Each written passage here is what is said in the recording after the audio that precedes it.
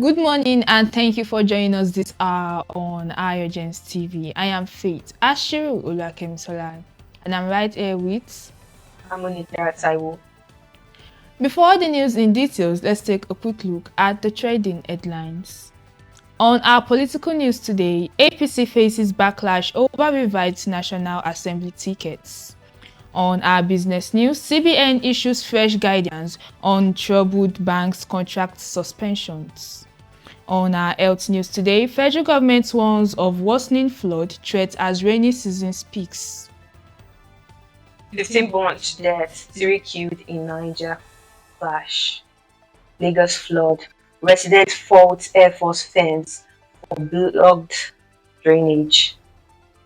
Post-primary row, INEC APC may clash over official Senate list.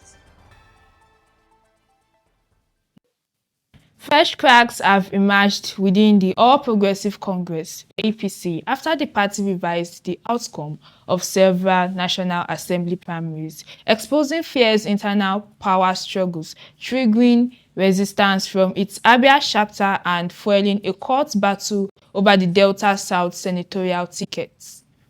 Similarly, the rapprochement between Ebonyi State Governor Francis Nwifuru and the Minister of Works David Umahi reportedly cost Iduma Igariwe Enwo his return to the House of Representatives, as the minister's preferred aspirant, Joseph Nkwama, was listed instead in the documentation submitted to INEC.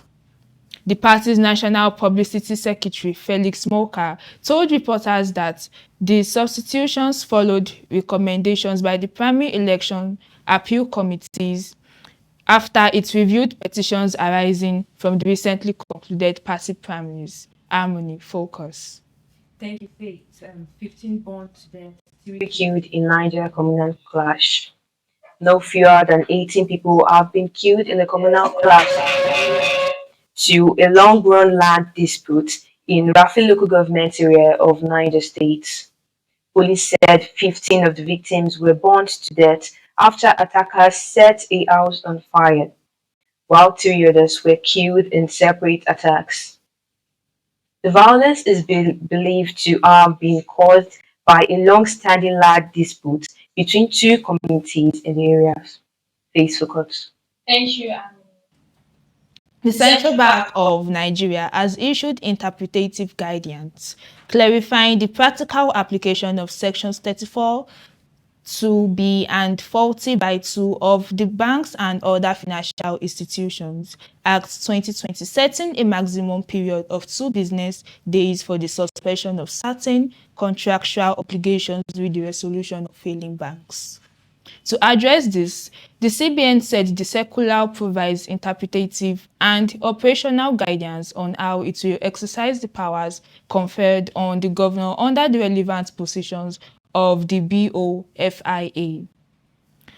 The guidance applies to banks, all the financial institutions and counterparts to what the CBN described as affected contracts, defined as contracts to which a bank or other financial institution is a party and which fall within the scope of Sections 34 2B or 40(2) of BOFIA. Harmony, focus. Thank you, Faith. Lagos flood. Resident faults Air Force fence for blocked drainage. Residents of Ainke Street in Oshodi area of Lagos says Sunday flooding destroyed homes, damaged vehicles, and disrupted businesses. They blamed the flooding on a collapsed Air Force fence and blocked drainage, which they said prevented flood water from flowing freely. The residents are now appealing to the Lagos State government for relief materials to help them recover from their losses. Faith focus. Thank you. Increased investment in modern drainage infrastructure, flood forecasting and early warning systems, sustainable urban planning, wetland restoration, and other climate adaptation measures. Kelani further identified climate education as a critical tool for reducing disaster risk, arguing that many Nigerians still see flooding merely as heavy rainfall rather than the combined effect of climate change, poor urban planning, blocked drainage systems, and environmental degradation. Government efforts can only succeed when matched by responsible citizen actions. Climate change is no longer tomorrow's problem, it is today's reality, Kelani said.